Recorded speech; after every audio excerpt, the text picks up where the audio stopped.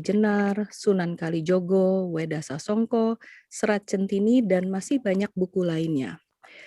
Pak Kojim dibesarkan dalam lingkungan masyarakat tradisional Islami yang menyenandungkan kitab-kitab klasik dan berdampingan dengan masyarakat kejawen di Surabaya. Saat ini beliau banyak mengisi berbagai forum pengajian spiritual di berbagai tempat. Saya langsung berikan waktunya kepada Pak Kojim untuk memaparkan materinya. Silahkan Pak Kojim. Ya, terima kasih Eka. Rahayu semuanya. Jadi hari ini saya akan membawakan ya materi tentang diri sejati dalam tinjauan tradisi Jawa. Ya, jadi dalam tradisi Jawa yang ada, yang sebenar-benarnya ada, yang baka, ya, yang kekal, yang tetap, ya itu adalah yang Eka Jati. Ya, jadi itu yang ada. Ya. Nah, yang Eka Jati itu sendiri sebenarnya bukan sebuah nama. Ya. Yang itu adalah sebuah gelar, sebuah panggilan istilahnya, ya, terhadap sesuatu yang dimuliakan atau yang dihormati. Makanya ada yang sukma dan sebagainya. Ya. Ya, di kemudian hari kan Tuhan itu juga disebut yang sukma. Nah, Eka itu artinya tunggal. Tunggal di dalam bahasa Jawa dalam pengertian sijitil.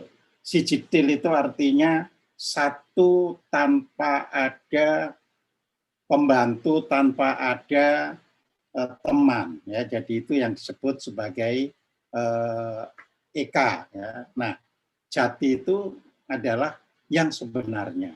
Ya, jadi alam semesta ini yang benar-benar ada, ya, nah itu oleh orang Jawa disebut yang Eka Jati. Nah, jadi itu. Nah, yang Eka Jati itu tentunya, ya kan, memiliki sifat yang melekat istilahnya, yaitu disebut juga sebagai hidup yang sejati. Jadi tidak mungkin tidak hidup, ya. Jadi dia hidup yang sejati. Juga disebut sebagai hidup yang agung, ya. Juga disebut sebagai ada yang sejati. Artinya adanya itu bukan diada-adakan, ya kan? Bukan dalam waktu baru ada, tetapi yang dari zaman purwa hingga wasana tetap ada. Ya, istilahnya alfa omega tetap ada. Kemudian rasa yang sejati. Nah, kemudian cahaya yang sejati, ya. Rasa itu ya karena akhirnya makhluk hidup itu karena merupakan manifestasi dari kehendaknya ya semua punya rasa. Maka yang menjadi sumber rasa ya yang Eka Jati itu sendiri. Makanya disebut rasa yang sejati. Kemudian cahaya yang sejati. Cahaya itu yang membuat segala sesuatunya menjadi tampak, menjadi nyata. Ya. Nah, kemudian juga disebut jagat keluhuran sejati. Jagat itu artinya alam luhur yang sebenarnya. Jadi makanya Tuhan itu juga bisa disebut sebagai tempat bergantung, ya walaupun dia bukan tempat, juga disebut sebagai yang melingkupi segala sesuatunya. Nah itulah jagat. Ya. Nah jadi dari aspek itulah ya timbul apa yang disebut daya, ya.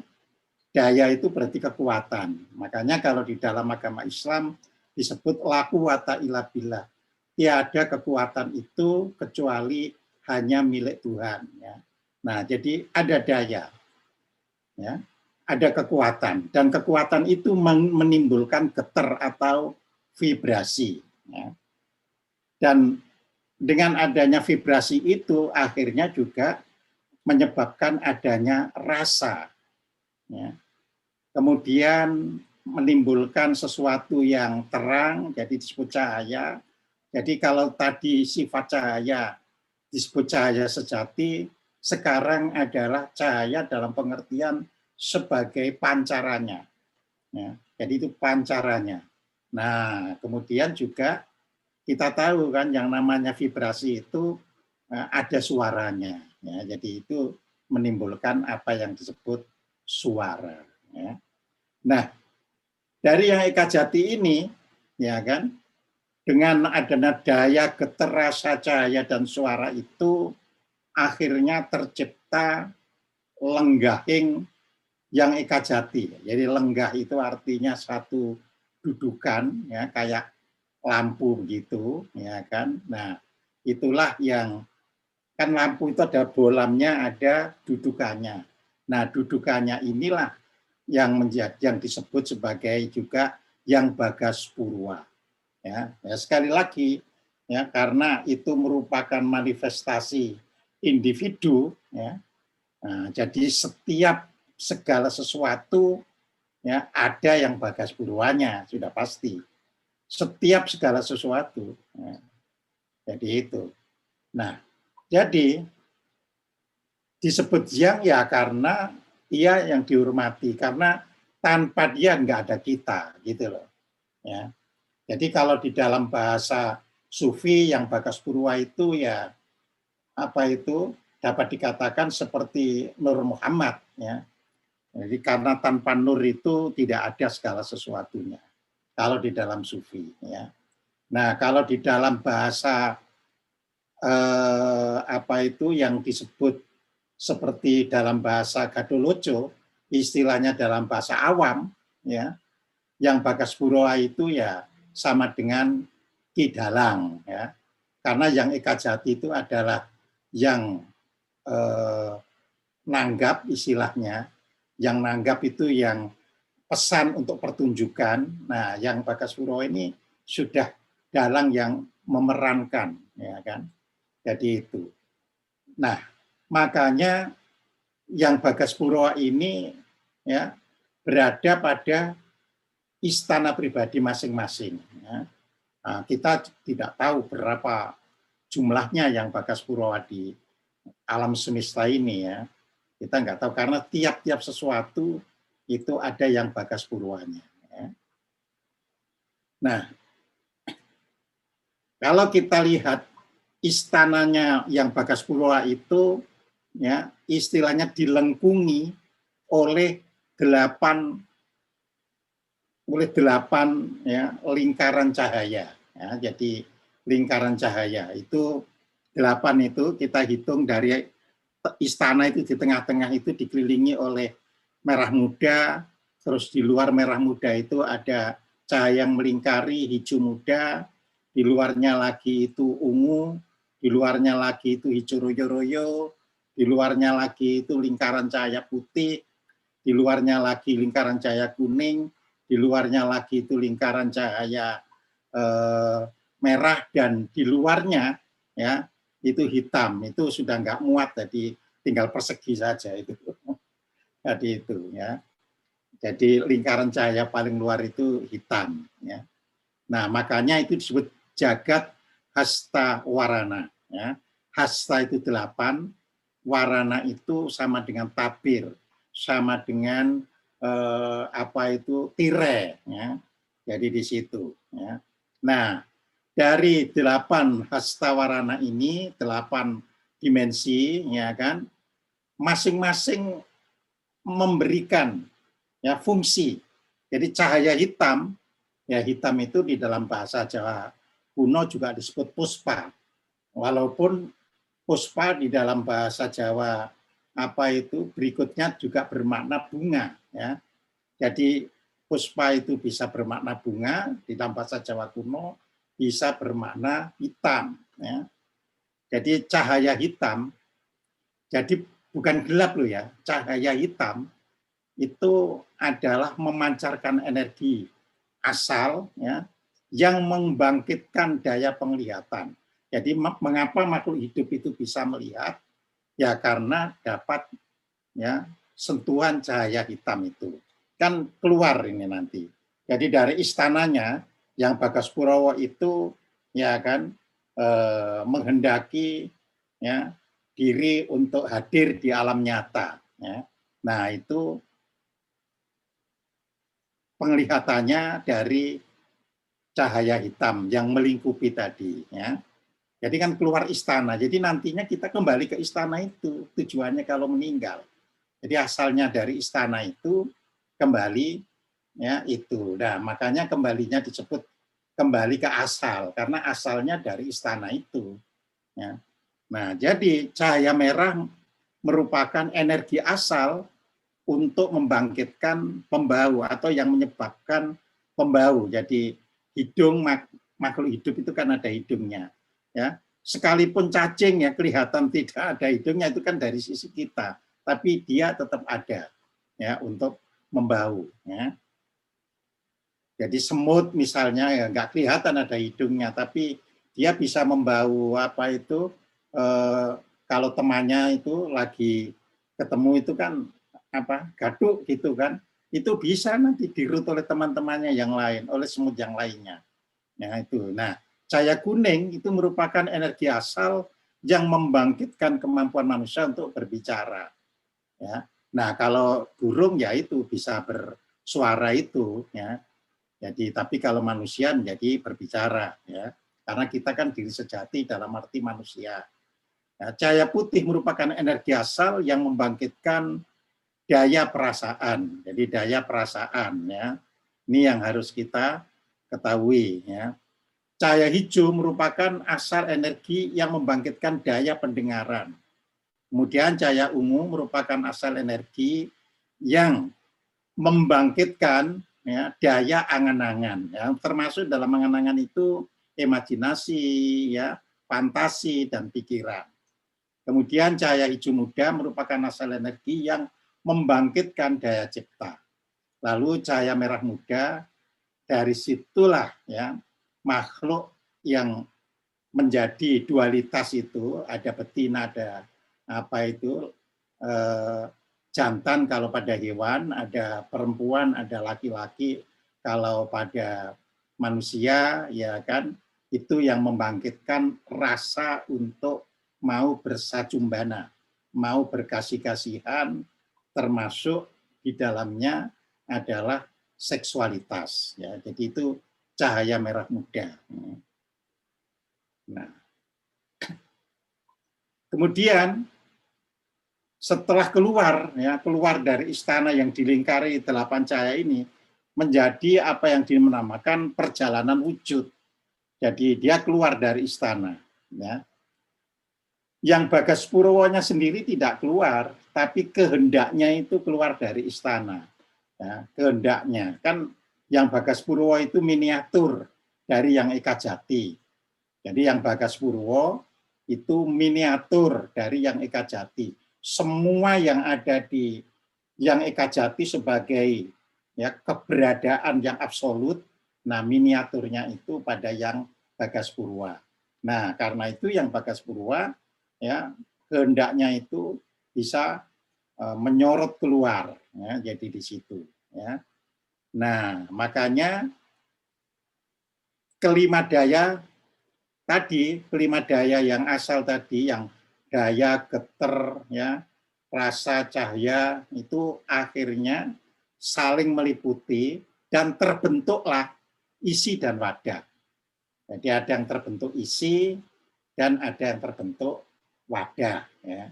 Jadi di sini dualitas awal itu. Jadi selalu ada isi, ada wadah. Ya, kita sendiri sekarang wadahnya adalah raga, isinya adalah batin, ya. Jadi seperti itu, ya. Kalau kita lihat apa itu bumi, ya bumi jadi wadah, isinya adalah segala makhluk yang ada di bumi. Jadi seperti itu, ya. Jadi terbentuk isi dan wadah, ya. Nah, kemudian berproses, ya. Berproses menjadi guna. Ya, jadi guna itu, ya. Jadi dari isi dan wadah tadi, ya, isinya itu kan sudah menyatu, isi dan wadah itu sudah menyatu menjadi satu, ya. Akhirnya timbul satu getaran, tapi belum bisa, ya, diidentifikasi vibrasinya itu. Nah, makanya itu disebut guna, ya. Begitu sudah diidentifikasi sudah bisa, nah itu dalam proses menjadi huni. Ya. Nah begitu menjadi huni, akhirnya ya sorotan cahayanya tadi menjadi tampak, ya, menjadi tampak. Nah itulah di dalam proses manusia mengeluarkan auranya sehingga tampak sebagai makhluk. Ya. Lalu kemudian ada budi, ya. Sebenarnya budi di sini itu pakai H, ya. Jadi tidak budi dalam bahasa Indonesia, ya. Jadi budi itu di dalam bahasa Jawa itu merupakan satu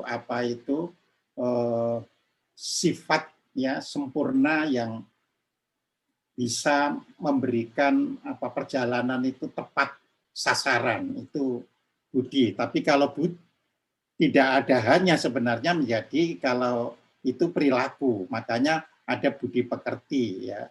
Jadi itu perilaku. Nah, jadi huna-huni cahaya budi ini, ya kan, akhirnya gitu loh ya, terbentuklah aneka macam makhluk. Ya, jadi artinya makhluk yang miliaran kita tidak tahu. Ya. Nah, salah satunya adalah manusia. Ya. Jadi proses itu tadi. Ya.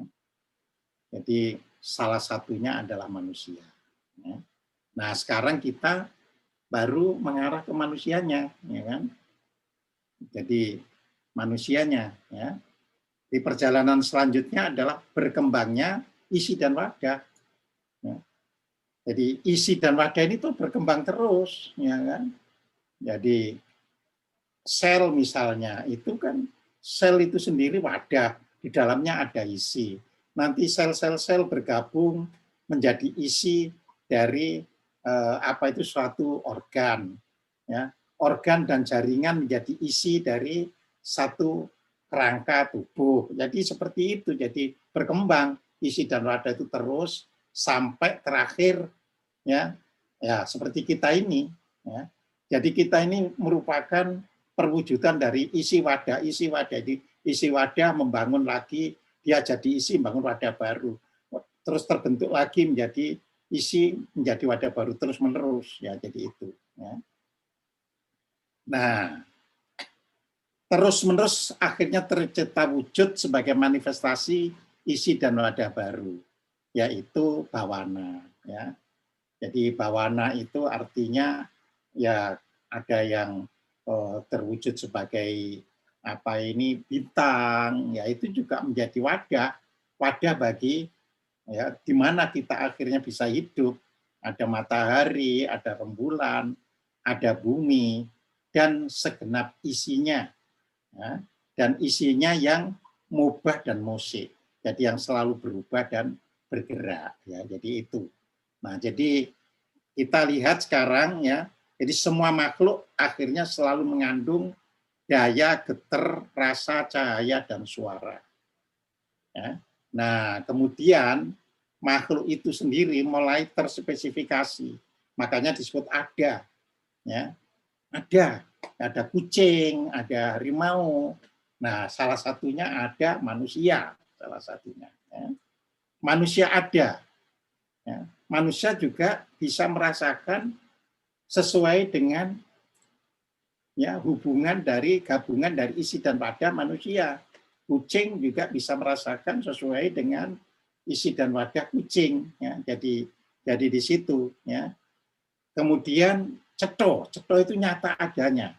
Akhirnya menyadari. Ya. Jadi kucing sadar akan dirinya kucing. Harimau sadar akan dirinya harimau. Ya. Lalu manusia juga sadar dirinya sebagai manusia. Makanya pada manusia purba, ya, itu tidak akan berbuat di luar dari ya, proses perjalanan diri sejatinya pada manusia purba. Ya. Nah, jadi di situ kita harus ingat gitu loh ya. Karena apa? Karena masih asli dari ya, yang Bagas Purwa. Jadi maksudnya masih asli dari yang Bagas Purwa itu belum merespon, belum menanggapi lingkungannya. Ya. Jadi manusia purba itu belum menanggapi lingkungannya, makanya dia juga tidak bangun apa itu istana gitu, cuma rumah gitu buat gua, buat kayak sarang burung, hanya seperti itu. Ya. Jadi hidupnya masih sangat normatif sekali. Ya. Istilahnya belum tumbuh, istilahnya karep atau keinginan, ya belum tumbuh. Ya, tadi kan ada cahaya yang akhirnya berkembang menjadi karep dan keinginan. Ya. Tapi di awal ya belum tumbuh. Ya. Jadi disinilah sang diri yang tidak lain adalah sang hidup sejati yang menjadi isi yang telah menemukan wadahnya. Ya, wadahnya adalah terbentuk dari api, air, angin, ya, bumi yang tersinari cahaya bawana. Jadi itu jadi wadah kita jadinya. Jadi sang diri akhirnya menemukan wadah. Ya. Ya, jadi itulah yang menampung daya, geter, rasa, ya, cahaya, dan ya, yang terakhir tadi. Ya, jadi suara tadi. Jadi sudah tertampung sekarang. Ya. Dengan demikian menjadi manusia adalah ya menjadi manunggalnya sang hurip dan ngahurip. Jadi ngahurip itu raga yang dihidupi. Ya. Kalau sang hurip ya memang dari sananya, ya dari tadi yang Ika Jati ya kan punya sebagai sang hurip sejati, terus terminiaturkan menjadi yang Bagas Purwa. Ya. Nah sekarang manusia itu adalah sang hurip yang sudah manunggal, sudah jumbuh kalau orang Jawa itu, sudah lebur menjadi satu dengan yang ngahurip. Nah, ngahurip itu ya adalah raga yang dihidupi. Jadi di situ. Jadi jika sang hidup sejati diumpamakan samudra air, ya, jadi kalau sang hidup sejati itu diumpamakan samudra air, maka diri sejati manusia adalah satu molekul. Ya. Jadi satu molekul air yang berada dalam sebuah wadah. Ya, dapat dibayangkan kan? Jadi satu molekul air itu adalah satu buah ya H2O. Nah, jadi hanya itu ya satu buah H2O. Kalau kita jarum kita masukkan ke air yang melekat di ujung jarum itu ada ribuan ya molekul air ya karena satu molekul air tidak akan terlihat oleh mata ya. Nah, jadi diri sejati adalah satu molekul air yang berada dalam sebuah wadah. Nah, wadahnya ini kan. Nah, jadi di situ wadahnya itu. Nah, dengan kata lain ya hidup dalam kemasan. Nah, jadi kalau sudah menjadi manusia ini adalah hidup dalam kemasan. Nah, jadi itu atau bahasa Inggrisnya kissing. Ya. Namun untuk memunculkan sifat-sifat sang hidup sejati, ya dalam kemasan manusia ada proses. Ya. Jadi ada proses kan. Jadi tidak langsung bisa muncul ya. Daya, geter, dan cahaya menghasilkan budi. Nah, makanya di situ saya tulis bukan budi alias perbuatan. Ya. Jadi budi itu yang bertindak untuk membentuk wujud manusia dari peleburan satu sel sperma dan satu sel telur dalam rahim. Jadi itu dengan adanya daya, geter, dan cahaya yang menghasilkan budi itu, maka embrio manusia, jadi sel sperma dan sel telur itu bisa tumbuh tertuntun ya sesuai dengan blueprint-nya. Nah, itu budi ya. Ya, makanya dapat dikatakan ia bertindak tanpa kesalahan. Nah, makanya budi nanti dalam bahasa Jawa juga diartikan tercerahkan. Ya, orang yang tercerahkan artinya orang yang sudah tidak bisa berbuat salah lagi. Jadi kalau orang masih bisa berbuat salah, ya meskipun ia sudah bilang terima kasih aku tercerahkan, berarti belum. Ya, kalau sudah tercerahkan nggak bisa berbuat salah. Jadi itu. Ya. Jadi terus tumbuh. Nah, kesatuan daya dan rasa yang sudah meresapi manusia hidup dinamakan sukma. Nah, jadi daya dan rasa itu ya dinamakan sukma. Ya. Jadi disinilah di dalam wadah itu ya sekaligus ya berlapis-lapis jadinya kalau kita lihat prosesnya ya kan. Ya, jadi pertama ya kan menjadi makhluk yang tertuntun ya oleh budinya. Ya. Yang kedua ia menjadi ya, entitas hidup yang dinamakan sukma. Nah, sukma itulah yang menghasilkan karsa. Ya. Nah, apa bedanya karsa dengan rasa? Ya kan? Tadi di yang Eka Jati kan nggak ada itu sifat karsa, itu sifat rasa. Nah, jadi itu tadi daya dan rasa, ya kan? Daya dan rasa itu akhirnya bisa muncul kekuatan. Nah, kekuatan daya dan rasa itu namanya karsa, ya. Jadi karsa, ya. Jadi kekuatan daya dan rasa. Makanya sukma menghasilkan karsa dalam manusia hidup, ya. Artinya kehendak itu murni, ya. Murni sebagai asalnya, ya. Jadi dalam manusia hidup itu. Jadi kalau bayi dilahirkan, begitu dia nangis, ya itu masih murni, dia tidak terpengaruh oleh lingkungannya, ya masih murni, ya kehendaknya itu. Tapi nanti begitu bayi sudah mulai sedikit usia berapa bulan, nangis terus diberi boneka menjadi diam, nah itu sudah karsanya dihentikan oleh faktor luar. Ya. Akhirnya tadi muncul ya keinginan cahaya tadi ya, yang terakhir tadi kan ada apa itu yang kita lihat di situ ya, yaitu cahaya ya ungu yang merupakan asal energi yang membangkitkan daya angan-angan, imajinasi, fantasi dan pikiran. Nah, jadi di situ mulai bangkit. Jadi kebangkitan itu juga merespon lingkungan, ya kan? Jadi tidak semata-mata alami, jadi merespon lingkungan. Makanya zaman dulu, ya pada waktu zaman dulu, ya anak-anak kecil, ya termasuk saya, sampai kelas 6 SD itu masih bermain-main dengan apa itu teman-teman perempuan dan saling ganti pakaian untuk permainan itu supaya kalau disebut namanya keliru itu belum ada rasa apa itu seksual. Sini rokmu saya pakai, ini celana aku pakai. Ya biasa, nggak punya perasaan. Oh ini begitu. Padahal ini sudah SD kelas 6. Ya, jadi artinya kondisi lingkungan belum ya memberikan respon. Ya, jadi di situ. Nah, begitu modern, ada film, ada pertunjukan, dan sebagainya. Nah, yang dari dalam ini direspon oleh yang dari luar. Ya, jadi nanti itu namanya karep.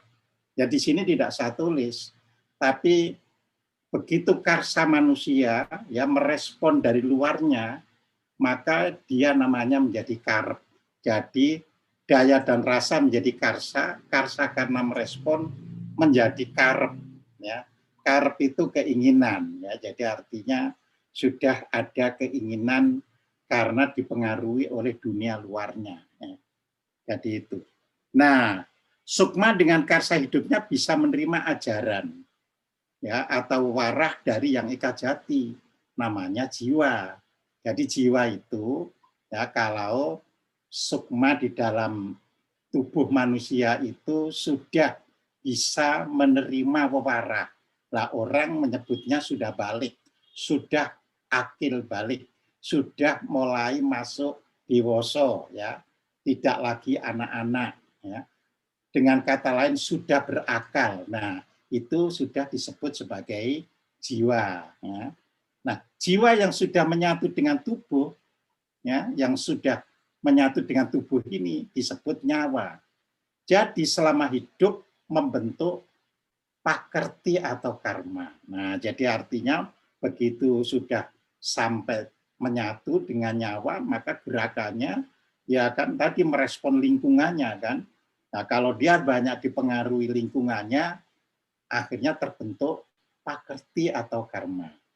Ya. Jadi kalau misalnya tidak terpengaruh lingkungannya ya tidak terbentuk. Ya.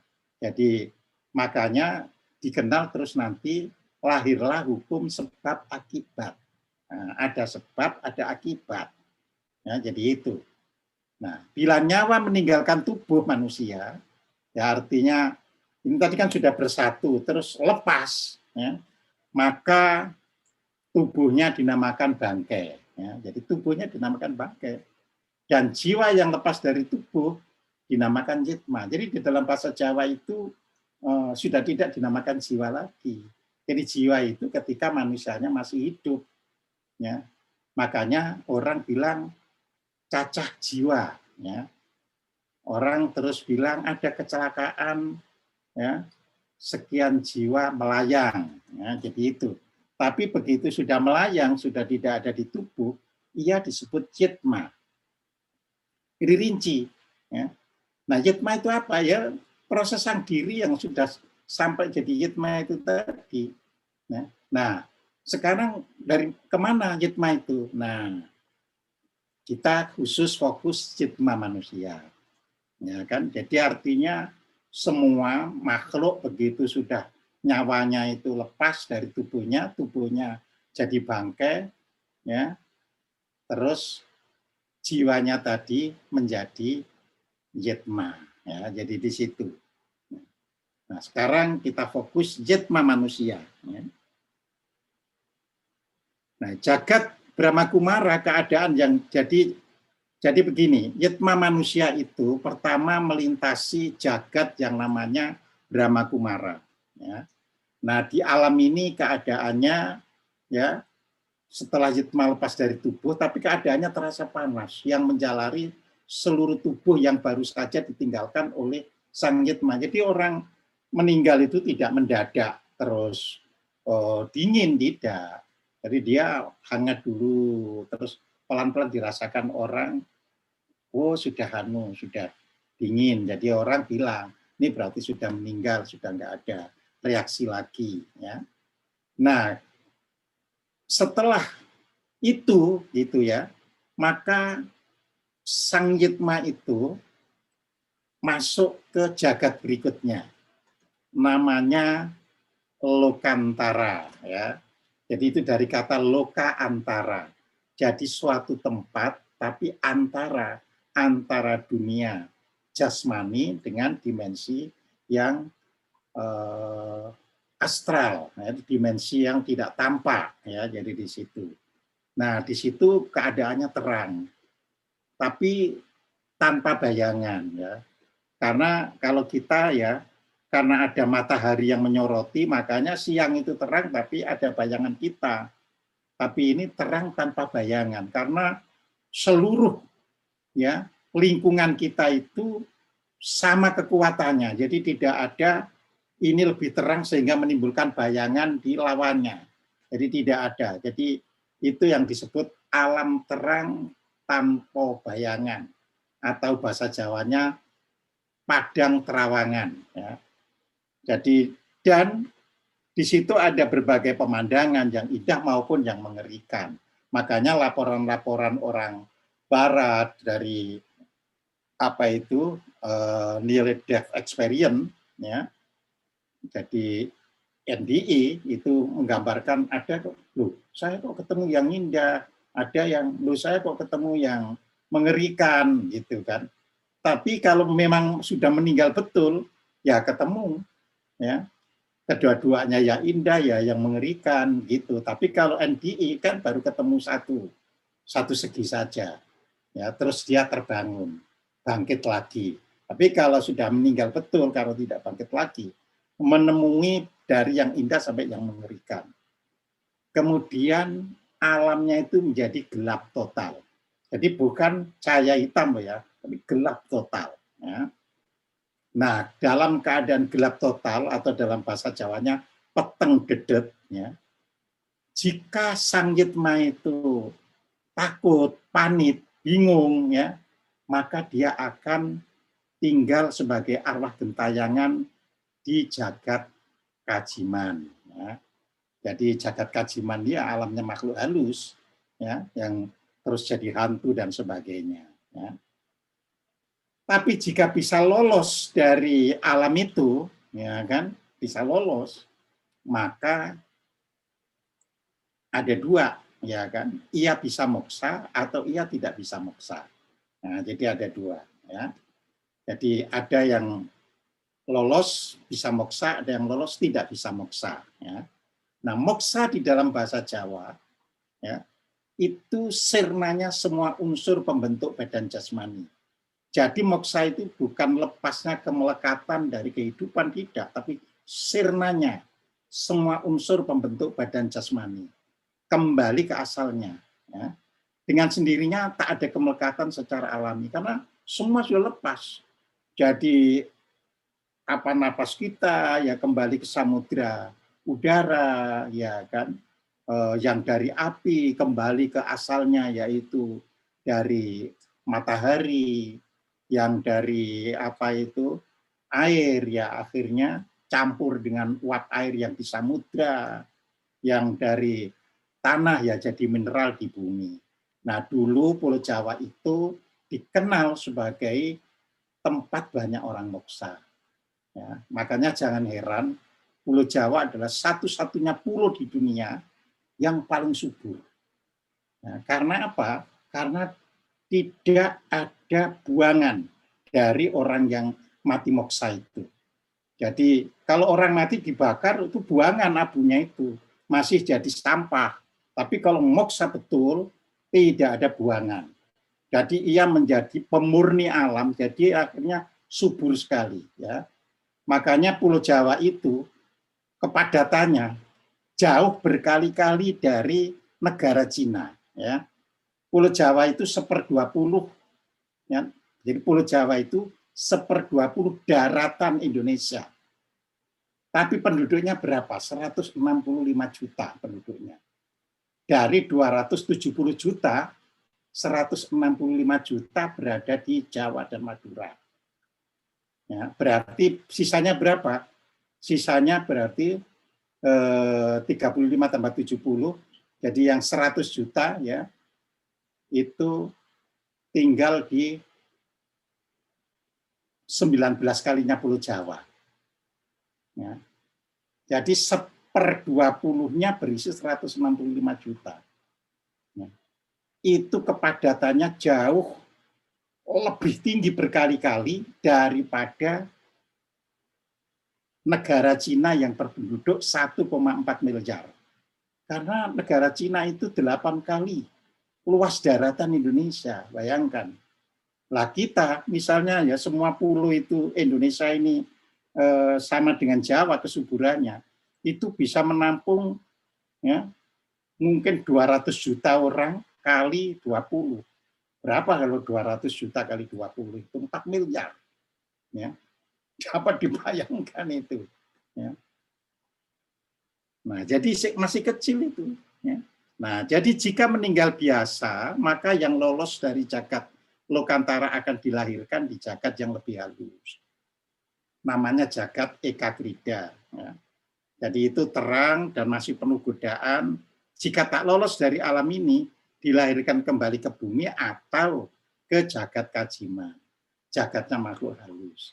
Jadi bisa lahir kembali, ya, reinkarnasi di bumi, atau reinkarnasinya di jagat kajiman. Tergantung kemauan dari si orang yang berada itu. Ya. Nah, kemudian kalau bisa lolos dari jagat ekakrida, masuk ke jagat dwikarana. Tentunya lebih terang, ya, masih penuh godaan meskipun lebih ringan. Ya. Nah, yang tak lolos lahir kembali ke bumi atau ke kajiman. Tentu kualitas orang yang lahir dari dwikarana lebih baik dari yang lahir dari jagat ekakrida. Ya. Kalau bisa lagi lolos ke jagat tribawana. Ya.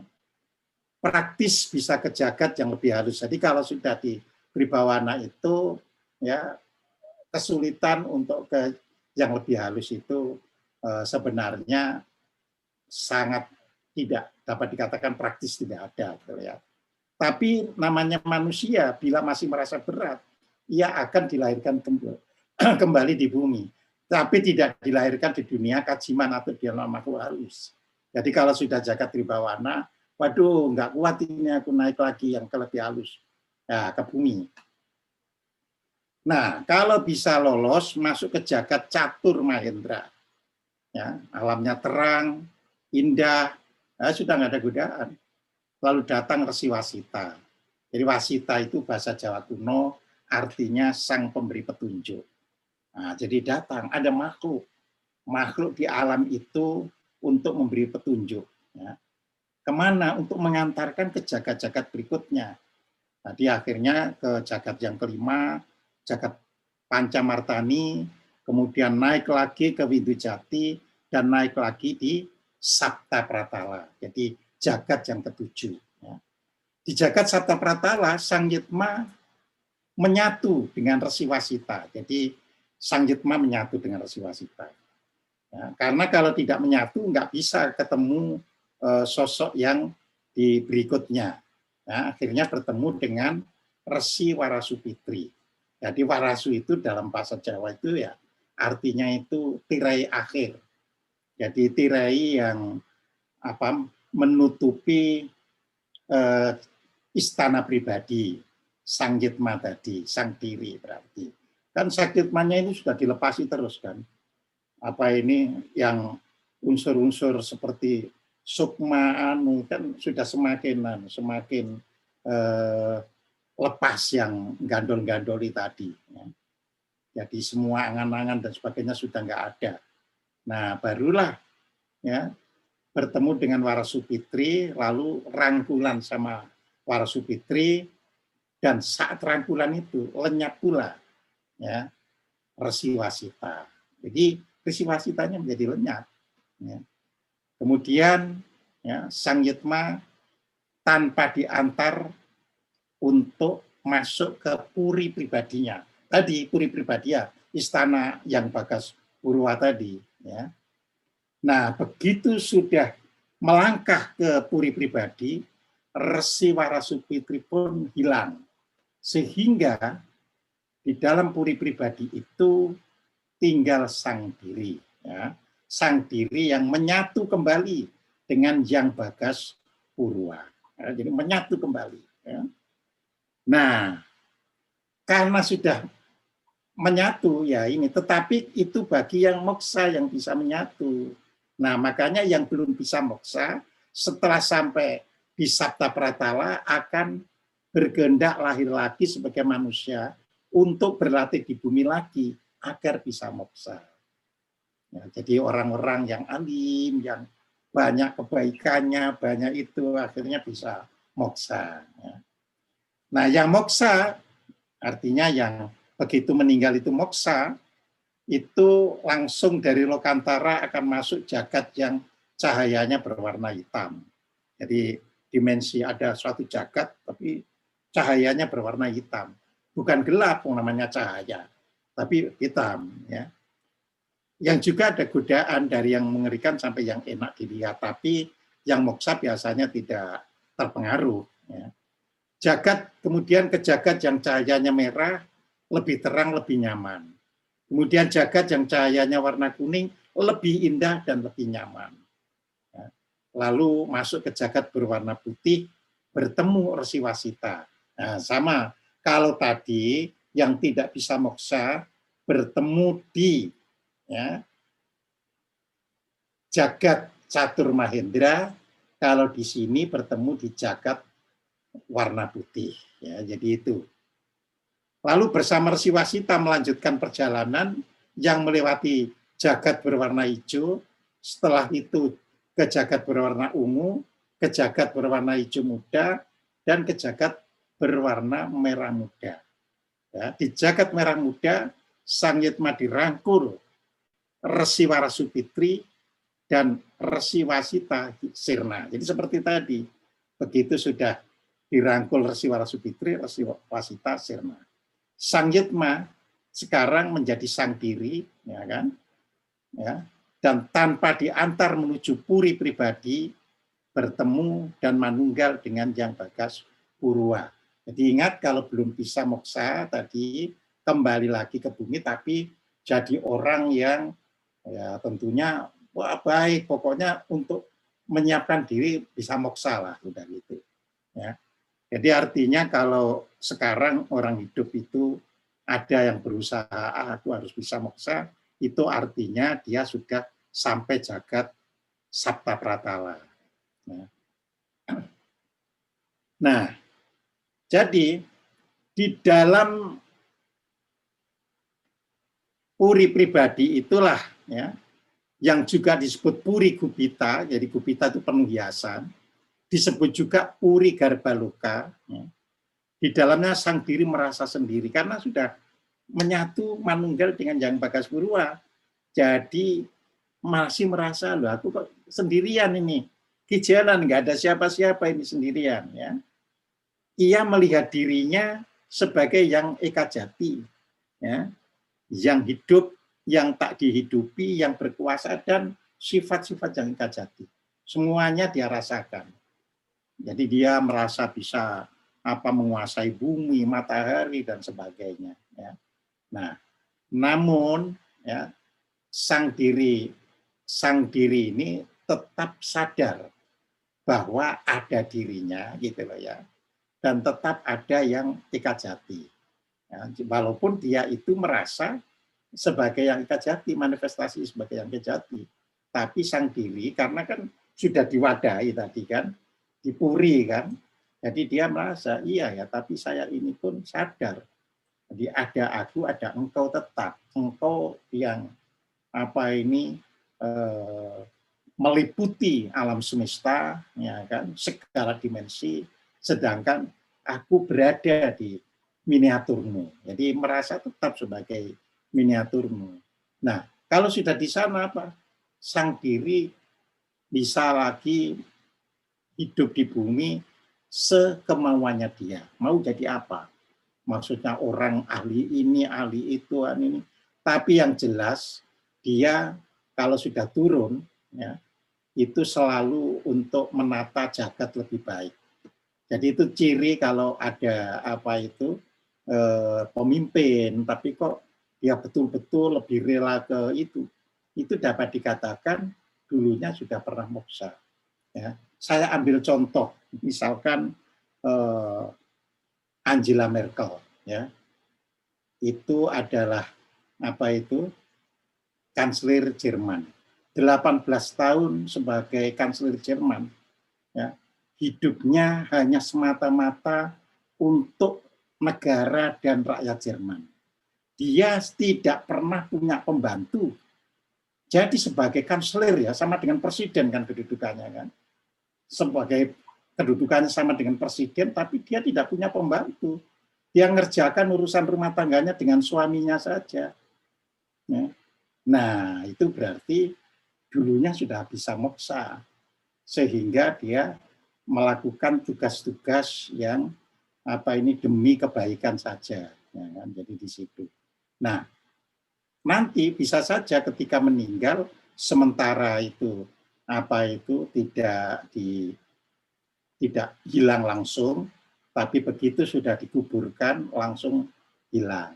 Nah, biasanya begitu, karena dia tidak ingin menimbulkan gejolak sosialnya. Loh, kok orang ini langsung bisa hilang, padahal masyarakatnya nggak ngerti apa itu moksa. Biasa ditunggu dulu, terus nanti baru hilang. Ya. Nah, sekarang banyak orang Badui, orang yang masih seperti itu. Jadi dikubur normal, tapi begitu setelah dikubur mungkin sudah langsung lenyap. Nah, demikian cerita sang diri, ya kan, hakikatnya.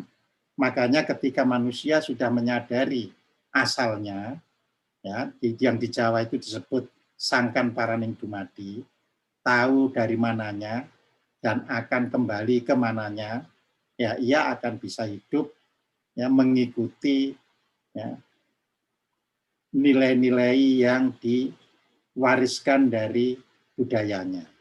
Nah, jadi itu.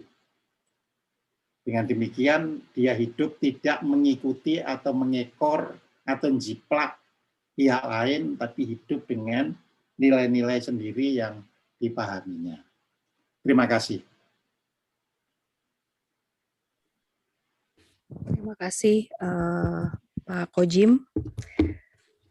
Mungkin ada teman-teman yang mau bertanya. Silahkan, boleh open mic langsung. Baik Kak, mau nanya. Ya, silahkan. Kojim, Nina. Pak. Ya. Nadia yang mau tanya Pak. Waduh, halo Pak Kojim, apa kabar Pak? Ya, Pak. baik-baik. Iya Pak, Baik-baik. Bapak lagi. Rahayu teman-teman semua. Rahayu teman-teman. Hayu. Iya, selalu menjadi pertanyaan sih Pak, kalau buat saya Pak, untuk pembahasan seperti ini, mungkin kalau bisa dikasih pencerahan Pak, kan sebenarnya kan sang diri, Yitma, itu sang diri itu manifestasi dari Tuhan yang Maha Esa. Ya. Ya, kenapa tidak, kan semua itu kan ada kuasa kehendak Tuhan ya Pak. Ya. Kenapa harus melalui sedemikian panjangnya perjalanan, padahal dari yang kuasa bisa langsung aja kembali ke saya gitu. Kalau saya punya anak dan anak saya tersesat, pasti saya dengan kuasa. Kalau saya punya kuasa, saya akan pengen anak saya untuk kembali ke saya gitu Pak. Mungkin itu sih Pak, mengapa harus melalui segala macam ini, sementara tujuan akhirnya itu sebenarnya ya kuasa Tuhan gitu. Yang dengan kun fayakun langsung bisa kejadian gitu. Oh iya, karena manusia diberikan karsa yang bisa menanggapi lingkungan. Itu masalahnya. Jadi misalnya kucing nggak bisa menanggapi lingkungannya, dia selalu hidup sesuai dengan nalurinya. Manusia kan tidak. Itu. Jadi manusia itu merespon lingkungannya. Karena merespon lingkungannya itu perlu belajar untuk bisa tahu rumah kembalinya, kan gitu kan.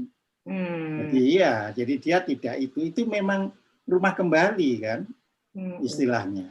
Oke. Jadi kembali kan itu sama dengan lingkaran, ya kan, berangkat dari titik lingkaran terus mutar begini kan. Nah, akhirnya ketemu ke titik lingkaran yang sama. Oke. Tapi manusia merespon masalahnya. Makanya manusia itu satu-satunya makhluk yang istilahnya itu bisa saling membunuh antar jenisnya. Nah, itu tidak seperti hewan. Ya. Jadi kucing ya tidak. Kalau bertarung, begitu yang sudah ada yang lari, ya lari saja dan tidak dikejar sampai terus kucingnya itu mati, tidak. Ya. Harimau juga begitu.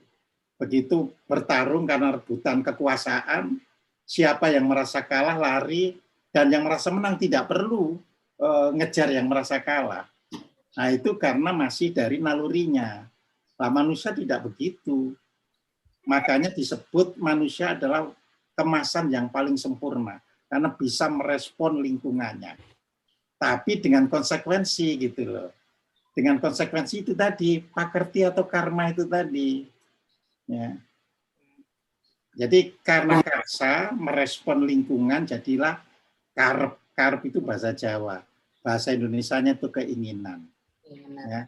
Nah dia hidup nggak bisa seperti hewan, penuh dengan banyak keinginan. Jadi itu.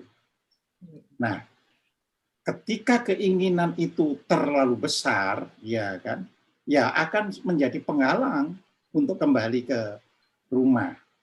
Sehingga perlu lahir lagi, sampai akhirnya keinginan ya itu menipis.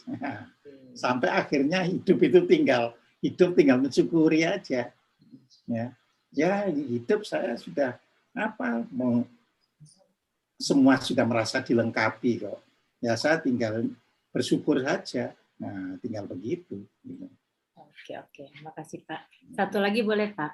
Oh iya, 5 lagi juga boleh. Orang bertanya kok. Kalau seandainya nih Pak, memang kembali lagi, apakah kembalinya itu harus ke bumi atau bisa juga di planet yang lain? Karena kan kosmos ini kan luas sekali gitu Pak. Loh, tadi kan sudah saya jelaskan. Ketika di bumi kan ada lingkaran, ya kan? Nah, lingkaran itu kan belum bisa tadi kan kalau misalnya ada di Eka Krida, ya kan, dia akan kembali ke bumi, ya bumi kita ini untuk belajar lagi. Lawang bumi ini aja belum lulus mau ke bumi yang lain itu loh, ya kan. Ya. Kalau sudah lulus, sudah bisa kembali ke yang Bagas Purwa tadi, kalau sudah bisa, baru ingin hidup lagi di bumi yang lain, di planet yang lebih indah, bisa. Karena sudah kembali ke purinya, istana pribadinya. Jadi sama dengan laporan kan, Du Gusti, saya sudah lolos. Ya kan? Sekarang saya mau hidup, jadi sudah kehendak sendiri. Bukan lagi diperintah kamu harus hidup di mana, tidak. Ya. Aku mau milih di sana dengan segala konsekuensinya lagi loh ya. Jadi setiap pilihan itu ada konsekuensinya. Jadi kalau kita ingin hidup di planet lain yang lebih indah, ya kita harus bisa akhirnya lolos dari bumi ini, ya kan? Nah, untuk lolos itu ya bisa orang beberapa kali hingga ribuan kali. Karena kan orang yang double kan jadi ribuan kali kan gitu kan. Nah, tapi kalau sudah semakin menyadari hidup, oh ternyata manusia itu untuk kebaikan ya hidupnya ya, untuk bisa menata lingkungan, ya. Nah itu bisa kembali, akhirnya bisa kembali ke istananya, dan setelah itu boleh keluar istana untuk menempati alam lain yang lebih indah, kan gitu kan. Nah, makanya ada bangsa yang diatur, ya misalnya Jepang. Orang-orangnya kan patut, ya kan, supaya bangsa Jepang itu tidak menderita, ya setiap orang sudah ditata. Jadi ditata dengan demikian pakertinya, karmanya, karma negatifnya loh, menjadi hilang pelan-pelan, ya kan. Lah kita kan coba aja hidup itu masih sikut-sikutan, itu kan karmanya masih tinggi. Ya kan, sekarang aja kan mata orang untuk apa itu mencegah tidak ada COVID saja, ya susahnya setengah mati, ya kan. Nah, itu kan berarti keinginan yang saling apa ini bertempur, ya. Padahal bangsa Jepang, ya itu bisa, nah gitu loh. Ya Mbak, monggo. Terima kasih Pak. Nih Pak Kojim, ada pertanyaan dari Pak Budi Juniarto di chat ya. Rahayu, terima kasih pembabarannya Pak Kojim. Izin bertanya, setiap bangsa di bumi seperti Mesir, Yunani, Cina, Timur Tengah mempunyai konsep sendiri mengenai kehidupan termasuk afterlife. Mengapa konsepnya bisa berbeda-beda ya? Padahal kehidupan yang dijalani semua manusia bukankah sama? Begitu Pak Kojim pertanyaannya. Oh iya, jadi gini, konsep itu berbeda ya karena dia tidak mengalami moksa. Jadi di situ. Sehingga dia menggunakan pikirannya untuk mencantumkan itu. Kalau itu kan nggak konsep, nggak jagat, istana pribadi. Gimana kalau belum tahu bisa konsep itu? Nah, iya. Ini kan tadi kan sampai jagatnya tuh sampai ada istana pribadi, ada Resi Warasupitri, ada Resi Wasita. Nah, itu bukan konsep itu. Karena ia memang sudah sampai.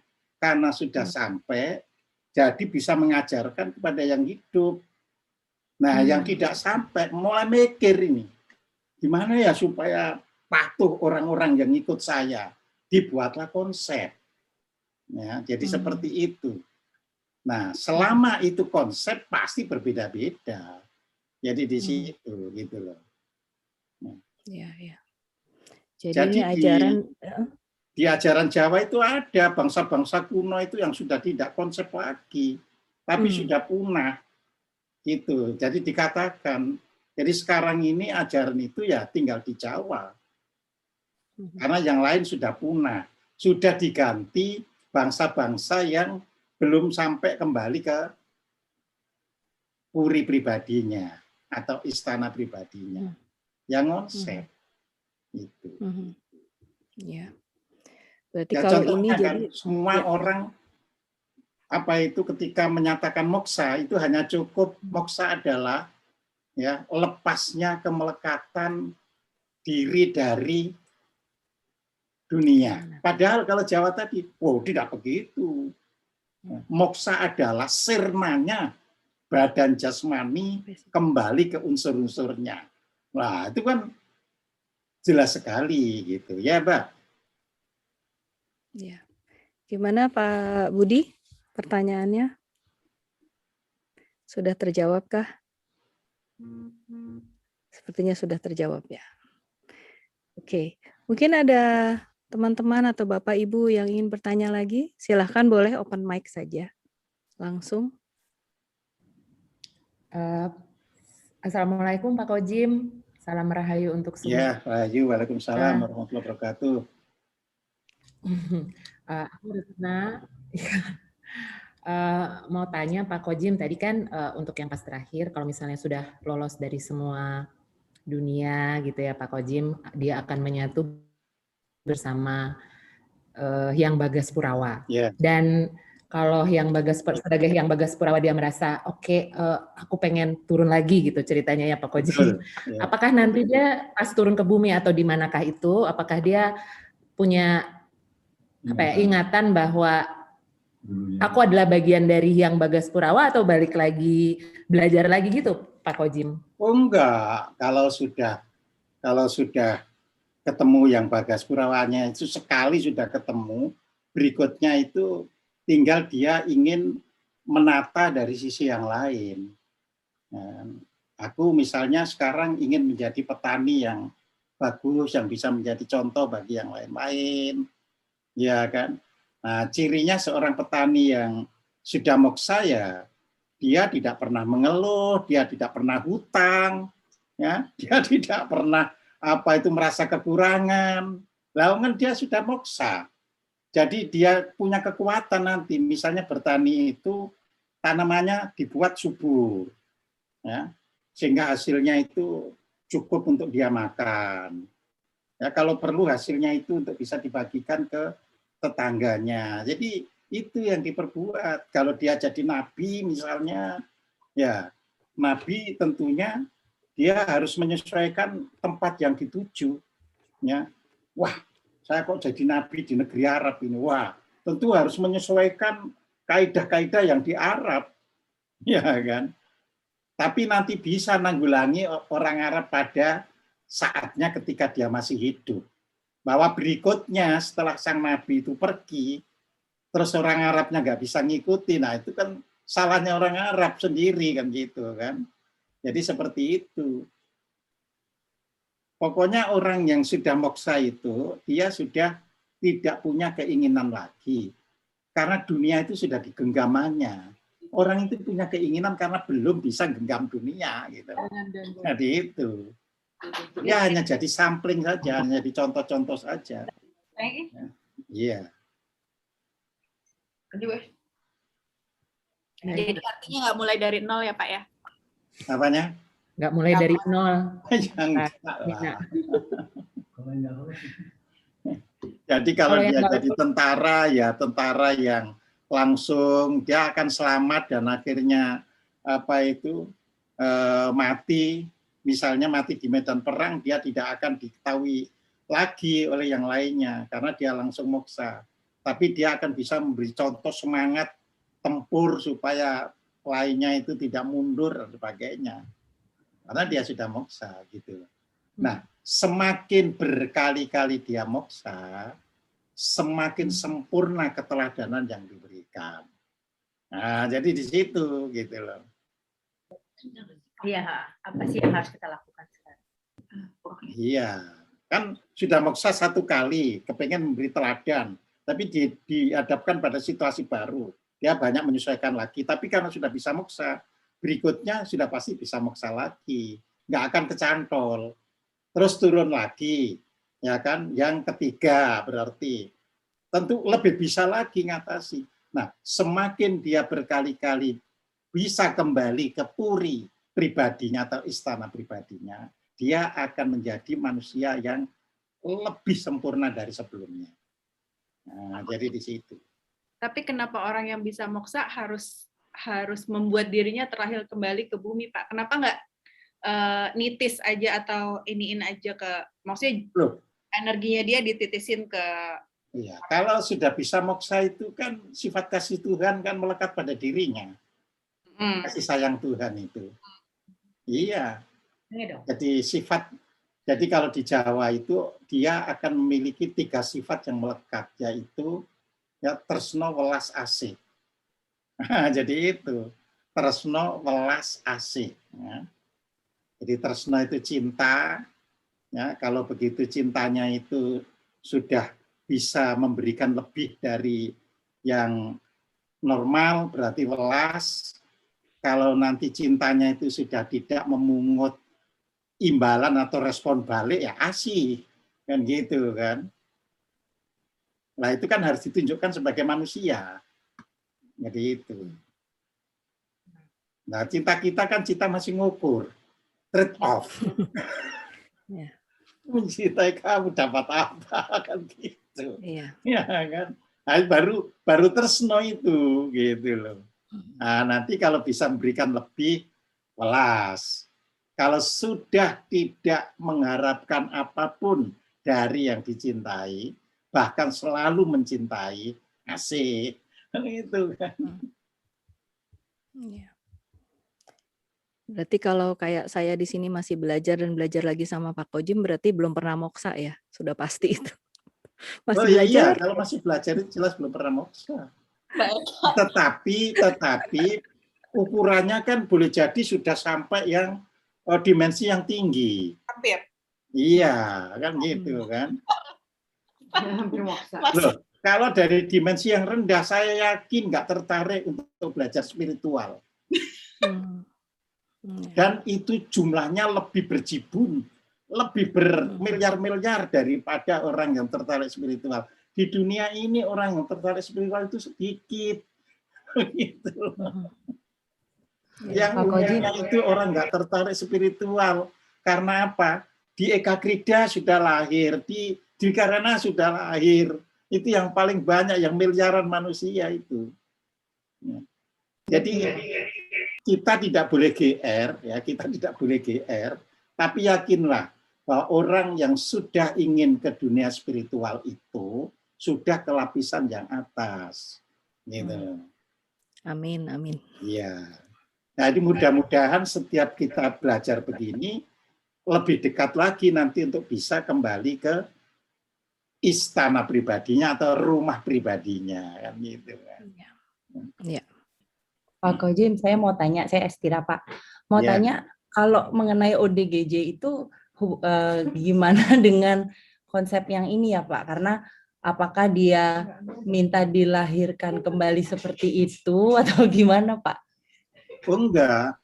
Jadi kan gini kan, ketika tadi kan gini kan, waktu di Eka Krida ya kan, itu kan dihadapkan pada berbagai situasi.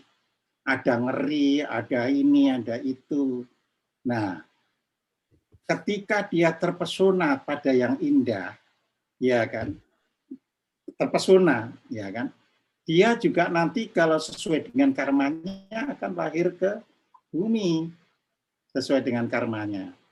Begitu pula yang pas, waduh, di alam Eka Krida yang ketemu kok ngeri-ngeri aja. Nah, makanya ada anak yang dilahirkan itu, begitu lahir, sifatnya ketakutan aja ngadepi lingkungannya itu. Mungkin karena dari sononya itu dari Eka Krida yang penuh kengerian, kan gitu kan.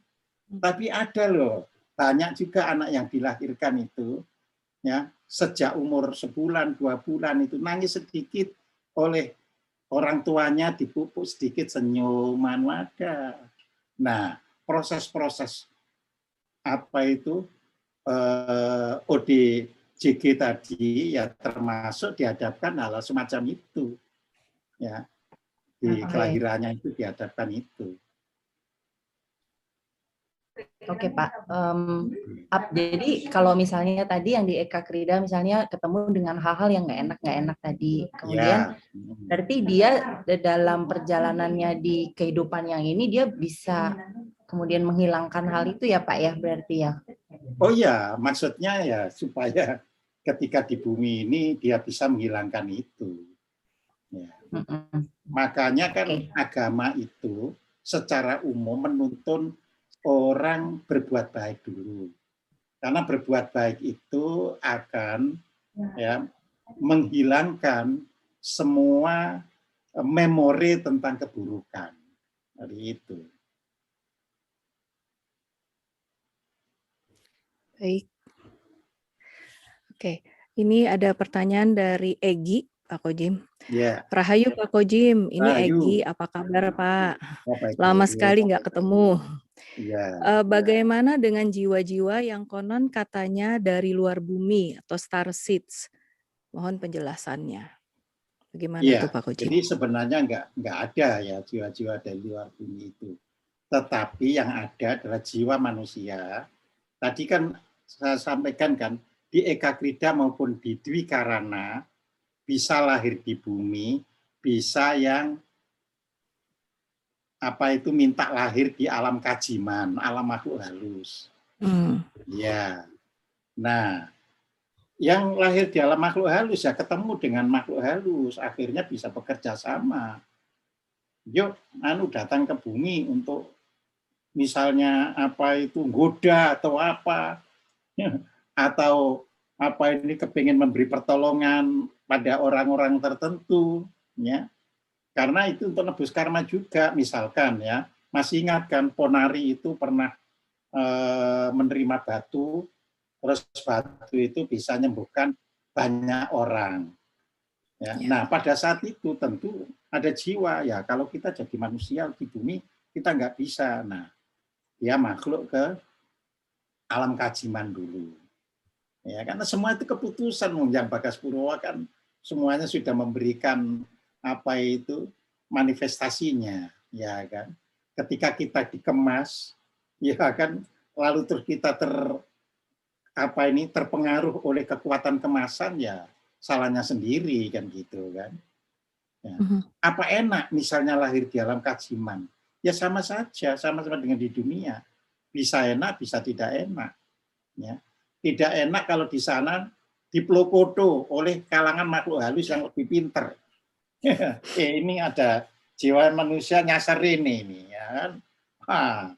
Terus dimainkan oleh yang di sana, ya kan bisa saja.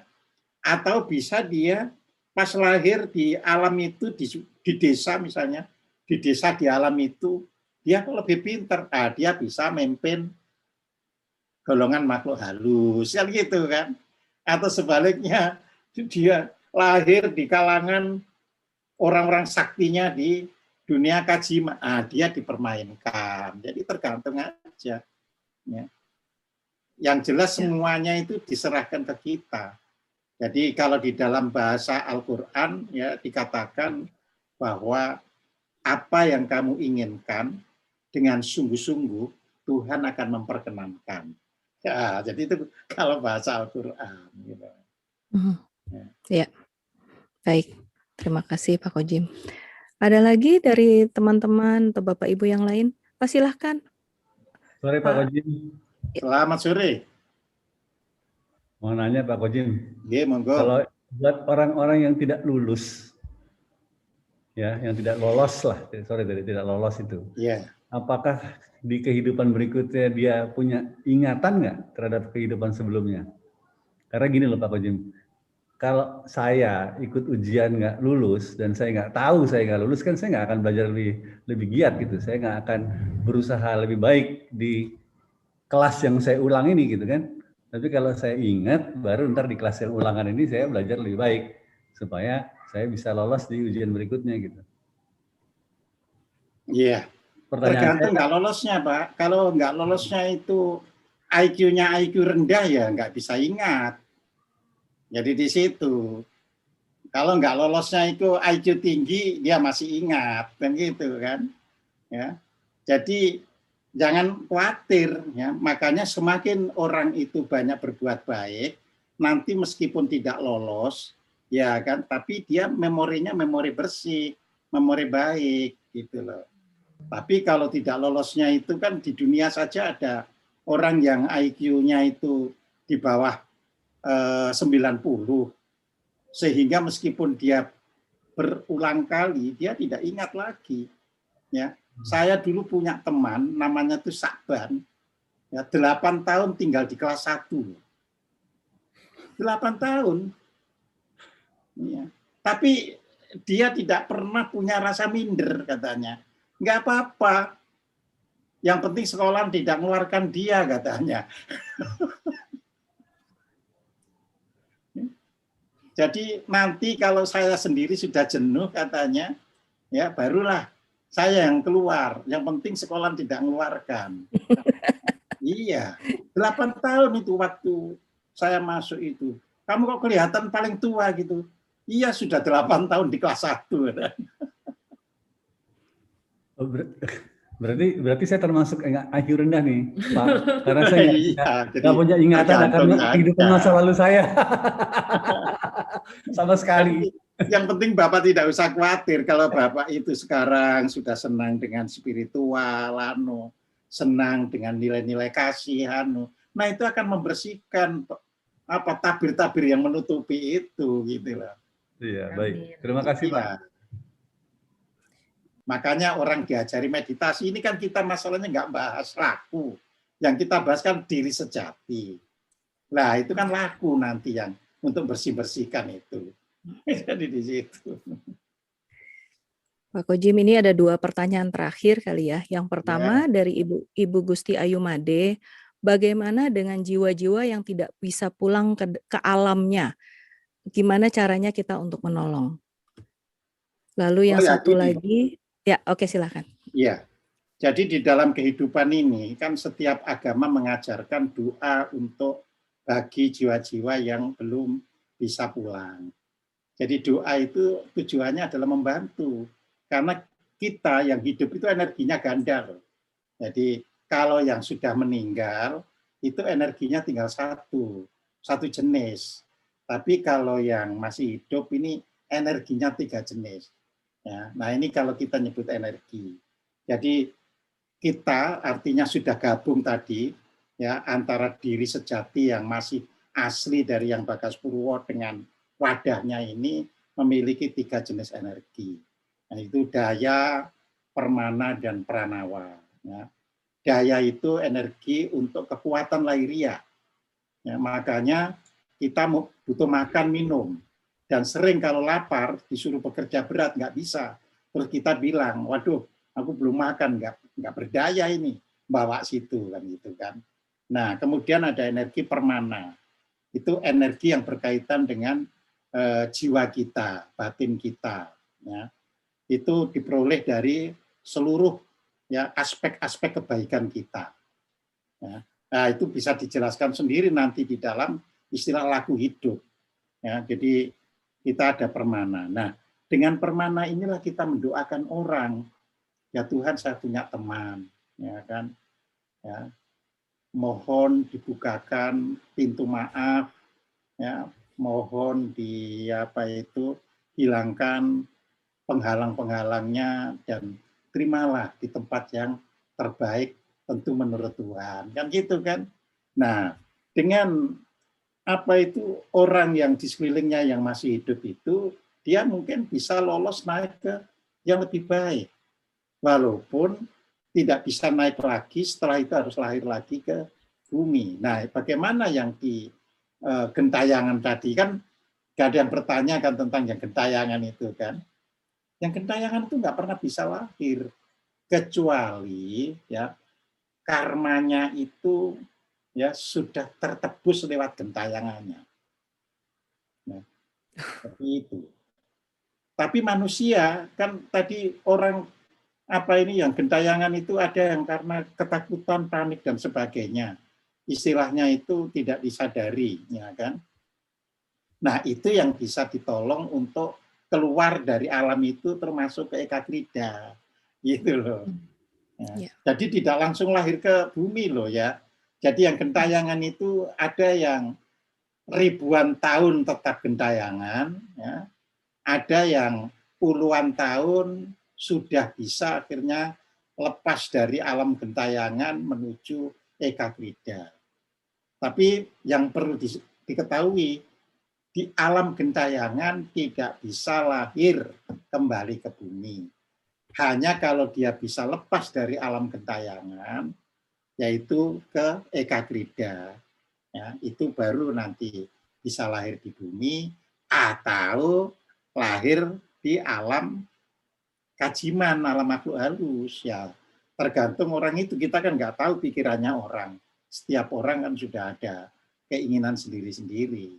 Nah, tapi yang penting adalah yang hidup ini tetap baik, tetap berdoa. Jadi tetap memberikan kasih sayang.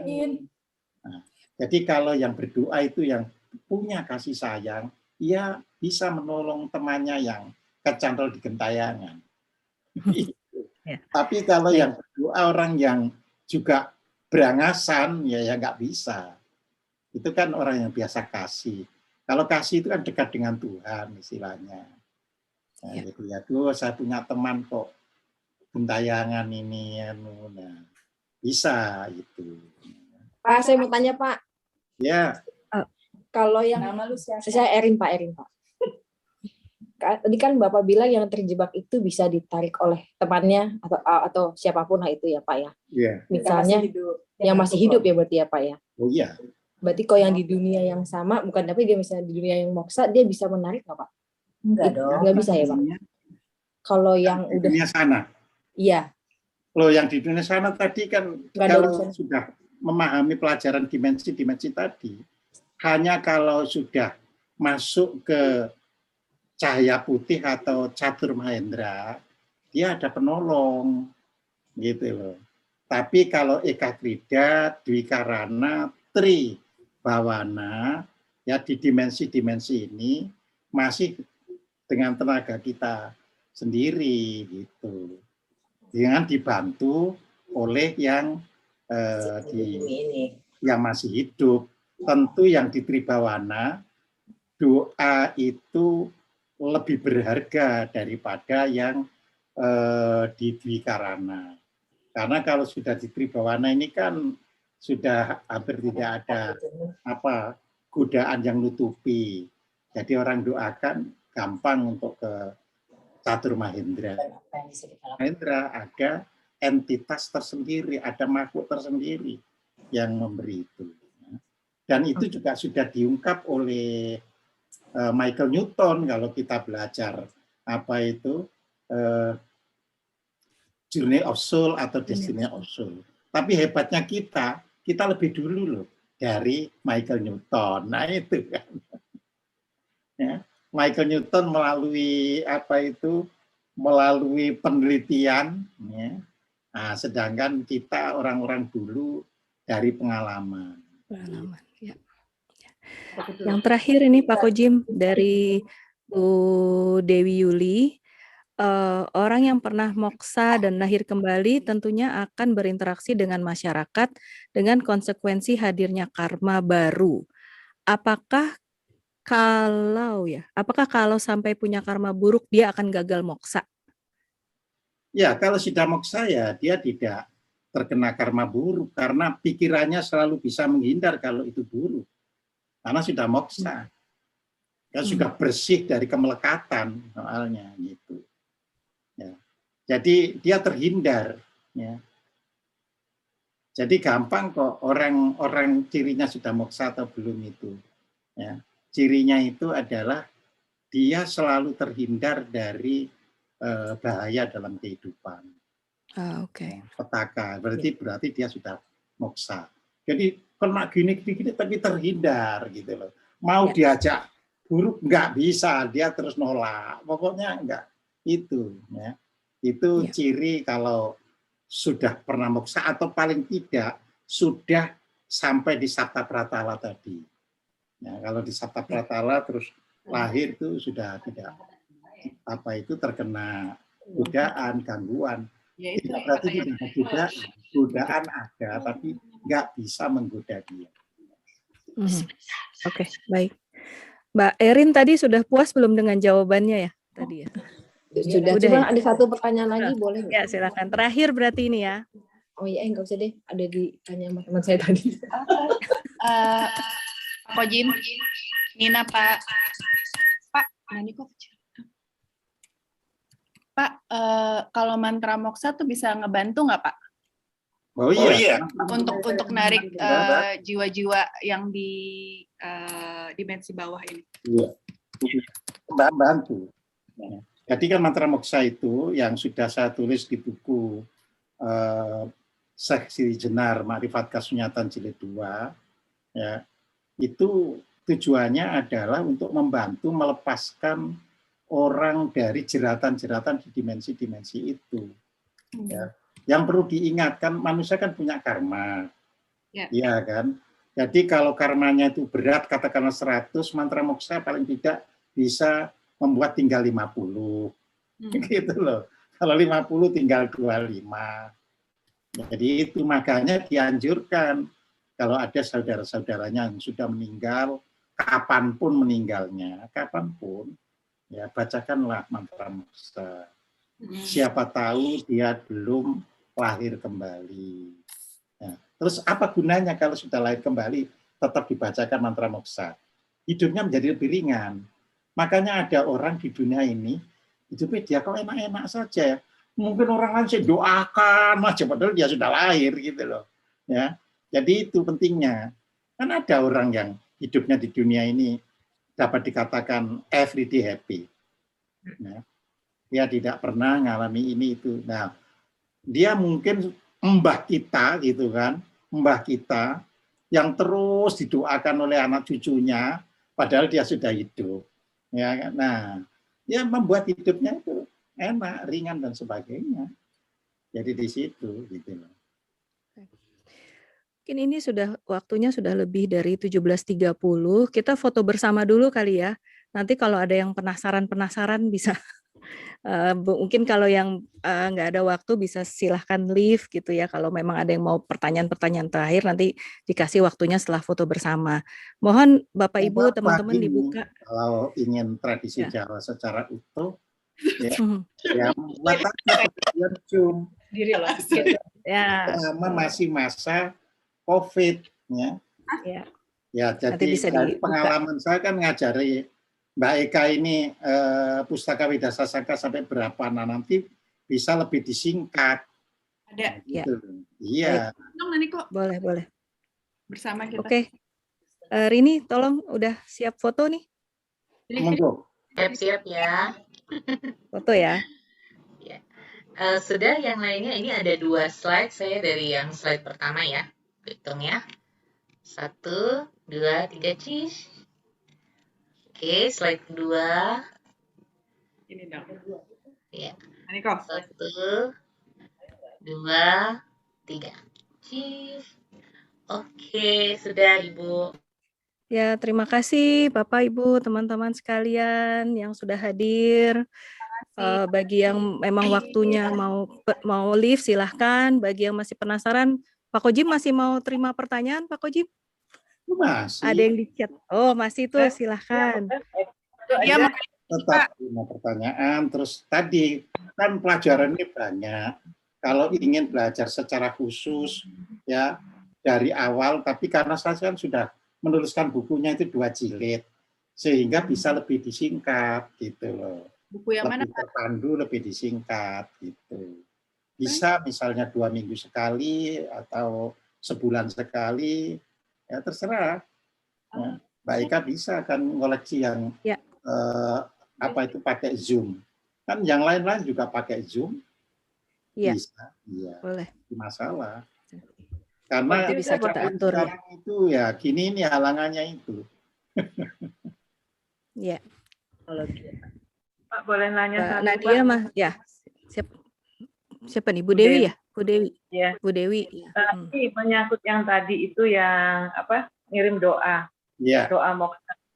Kalau kita ada orang yang sepertinya sudah sekarat gitu ya Pak ya, tapi nggak meninggal, apakah kita boleh bacakan doa moksa biar mempermudah beliau mangkat gitu Pak? Karena sepertinya itu kan udah seperti pohon gitu ya Pak ya, maksudnya Ya. nggak bisa, udah nggak inilah gitu. Kan di Indonesia belum musim yang apa itu Pak, yang nggak di luar negeri bisa di ini kan belum ya Pak ya. Belum. Itu bisa nggak Pak kita doakan dengan doa? Banyak kan Oh, dari gitu. teman-teman yang ngaji itu yang keluarganya dihadapkan pada orang tuanya atau saudaranya yang ketika menjelang meninggalnya kok dia nggak tega, itu dibacakan dengan mantra moksa. Ya. Jadi saya diberitahu, Pak boleh Pak kalau kondisinya begini baca. Begitu dibacakan telepon lagi, alhamdulillah sudah langsung banyak. Iya. Ya. Misalnya sudah koma nggak ada harapan, ya kan, atau ya sudah. Ya. Yang pertama kan ada yang unik, ya ini betulan loh. Jadi koma, orangnya ini koma, orangnya ini. Ya. Koma sudah 40 hari ya, di rumah sakit, tapi sebelum itu dia nggak ngerti pelajaran dari saya gitu. Nah, ketika sudah waktunya 40 hari itu ngerti kalau wah bisa ini mantra moksa ini supaya nggak koma gitu. Jadi akhirnya kan dia tanya saya, Pak, ayah saya sudah koma 40 hari ini, apa boleh dibacakan Ya kalau nggak ada harapan hidup, koma terus juga Anda berat karena nanggung bayar rumah sakit, baca aja mantra moksa. Begitu dibaca mantra moksa, bangun dia. Bukan malah koma, tapi malah bangun. Ya. Nah, begitu bangun langsung ternyata orang tadi punya itu besi kuning yang disimpan di tubuhnya. Besi kuningnya itu yang akhirnya lepas kena mantra moksa itu. Jadi itu. Nah, jadi akhirnya dia gini. Itu doa apa yang itu kan gitu. Ya ini saya dapat doa baru itu. Maksud kami Bapak itu sudah koma, Papa itu sudah koma, jadi saya bacakan. Ya syukur sekarang jadi hidup. Ayahnya malah gini. Nggak apa-apa sebenarnya dibacakan sekarang supaya mati lagi, enak. Ya jangan begitu, itu namanya bunuh diri. Sudah diberi hidup ya harus menjalani hidup yang baik kan gitu. Ya. Jadi banyak kasus kok, nggak apa-apa. Ya. Dan yang sembuh ini saya bukan hanya dari satu orang loh. Saya ada dari tempat lain yang ngaji, ya malah ini keluarga dari temannya yang Tionghoa, ya keturunan Tionghoa. Ya, apa bisa itu digunakan? Loh mantra ini nggak ada suku, nggak ada ras, nggak ada etnis kok. Ya, iya ini soalnya ayah saya ini sakit sudah kesulitan untuk tampaknya untuk bisa hidup apa saya itu gitu. Jadi kalau bisa itu dibaca ya kami baca saja gitu. Akhirnya dibacakan sembuh. Nah itu. Ya. Jadi karena mantra itu kan tujuannya di situ kan tutup pintu neraka, buka pintu surga. Ya kan bukan nyawanya supaya lepas kan, coba lihat mantra moksa itu dibaca kan nggak ada supaya nyawanya lepas kan tidak. Ya. Cuma pintu nerakanya ditutup, pintu surganya dibuka gitu loh. Nah sehingga ada orang yang terus hidup. Nah yang meninggal berarti ketika dibuka pintu surganya, dia berarti meninggalkan kesulitan matinya itu tadi, jadi terus meninggal. Jadi bebas-bebas saja, nggak ada di situ untuk orang beragama A, B, C, D itu nggak ada. Itu ciri spiritual adalah di atas agama-agama. Ciri agama adalah gitu kan, ia menggunakan metode-metode yang sangat istilahnya terkait dengan kehidupan ras, komunitas dan sebagainya. Jadi itu. Jadi kehidupan umat. Kalau spiritual itu sudah di atas, sudah melampaui istilahnya. Siapapun boleh belajar tentang diri sejati ke saya tanpa harus agamanya Islam atau nggak ada. Karena kami tidak bersentuhan dengan agama, meskipun bisa menerangkan dalam kaitannya dengan agama gitu loh. Tapi yang diajarkan itu adalah manusia. Nah, itu. Baik. Nggih, matur nuwun, Pak.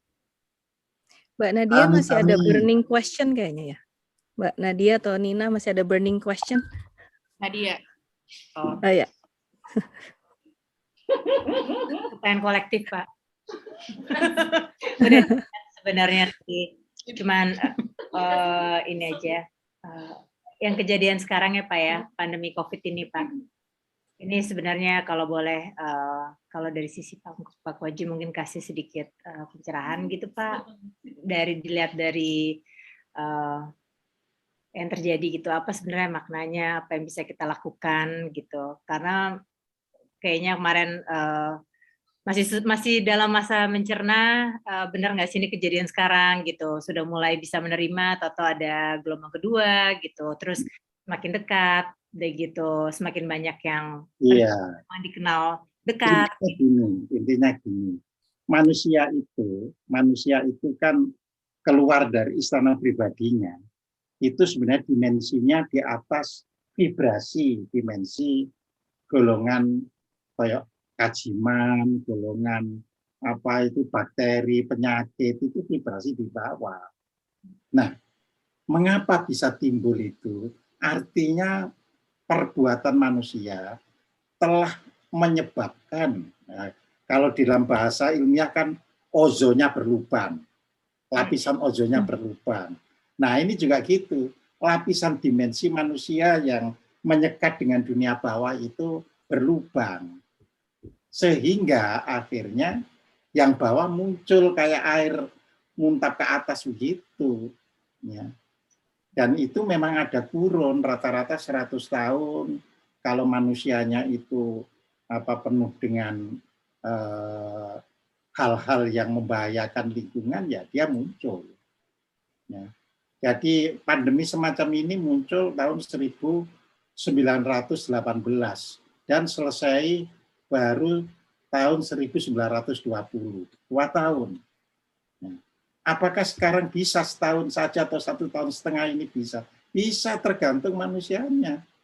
Begitu manusianya itu tidak melakukan kejahatan, ya dimensinya menutup kembali, gitu loh.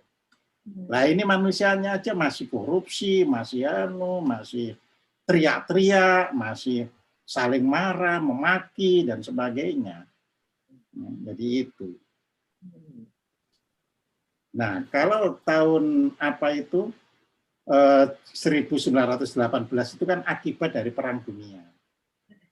Jadi Perang Dunia I itu kan 1914 sampai 1918. Jadi begitu selesai, nah mereka muncul. Kalau ini kenapa tidak muncul setelah Perang Dunia II? Karena begitu setelah Perang Dunia II, orang langsung menata lingkungan dengan lebih baik dari sebelumnya. Jadi bangsa-bangsa di dunia itu langsung. Tetapi secara pelan-pelan, kecil-kecilan, masih ada perang, masih ada ini antar negara bilateral. Nah ya sekarang muncul lagi kan gitu kan. Ya. Jadi sampai di Timur Tengah itu, ya kan isi sana itu kan kemarin itu kan. Nah sekarang munculnya, isinya selesai ini muncul kan gitu kan. Nah kalau manusianya sekarang itu tidak ya menutup dengan semua yang baik-baik, supaya vibrasinya tadi ya kan bisa menutup lubang ozonnya vibrasi itu, ya kan, supaya nggak naik ya manusianya. Nah tentu kita sambil menjaga prokes, menjaga. Nah, tapi manusianya harus terus berbuat baik. Nah, kalau tidak, masih banyak orang merasa terdolimi, masih banyak ya bisa panjang. Gitu. Malah kalau menurut hitungan saya, tentunya hitungan ini berdasarkan kalkulasi rasio, berdasarkan konversi waktu. Ya. Jadi kalau berdasarkan konservasi waktu, seharusnya begitu lepas dari tanggal 10 Agustus, itu masuk windu sancaya. Jadi tanggal 10 Agustus nanti itu masuk windu sancaya. Windu sancaya itu dalam bahasa Jawa adalah windu silaturahmi, windu persaudaraan. Nah, jadi kalau sekarang ini manusia terus bisa baik meskipun sekarang sudah tanggal 17 Juli, ya akan segera bisa hilang gitu loh. Karena iklimnya sudah berganti. Nah, tapi iklim meskipun berganti, kalau orangnya tetap tidak menyadari ya terus saja kan gitu kan. Nah ini butuh apa ya, sinkronisasi antara perjalanan waktu dan perjalanan orang. Jadi ini butuh sinkron. Tapi yang jelas negara-negara yang maju sudah mulai lepas, sudah mulai tanpa masker, ya kan? Itu kan berarti di sana sudah apa ya, membangun lingkungannya itu sudah istilahnya itu sudah bisa hidup bersama COVID. Karena jangan diharap COVID itu hilang, ya. Cuma seperti flu nantinya itu. Ya. Jadi setiap kapan gitu ada orang pilek, ada orang batuk-batuk, tapi nggak membahayakan orang yang menderita gitu loh. Jadi itu, nah itu manusianya harus menyelesaikan. Kalau bangsa Indonesia lebih bisa menyelesaikan, ya lebih bisa akur, lebih bisa menjamin orang yang kelaparan dan sebagainya, ya cepat selesai. Jadi itu. Kan tadi tresno welas asih. Sekarang yang dibutuhkan itu bukan dari sekedar antar kita, tapi dari para pejabat kita. Itu harus tresno welas asih. Ya. Jadi pejabat itu kan gajinya gede-gede. Ya sudah demi bangsa, ya kan. Ya, sebagian besar gaji saya gunakan untuk menolong orang-orang tidak bisa makan. Selesai menurut saya. Nah, tapi kalau yang besar-besar itu justru ini kesempatan untuk ngeruk. Nah, ya lain lagi ceritanya kan. Iya. Iya betul. Oke.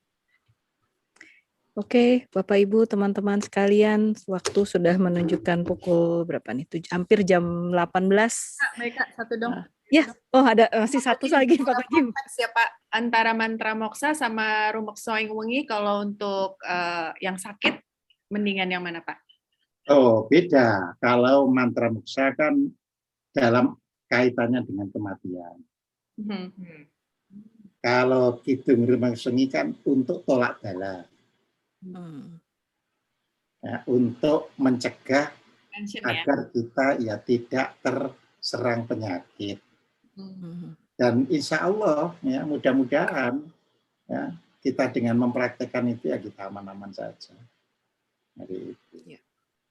Jadi masing-masing ada gunanya, ya beda fungsi. Ya tujuannya beda ya. Oke. Baik, terima kasih banyak Pak Kojim atas pencerahannya sore ini. Bapak Ibu semua, teman-teman, terima kasih atas waktunya sore ini. Rahayu, kita ketemu lagi minggu depan. Terima kasih Pak Kojim, Rahayu. Terima kasih Pak Kojim. Pak Kojim. Pak Kojim.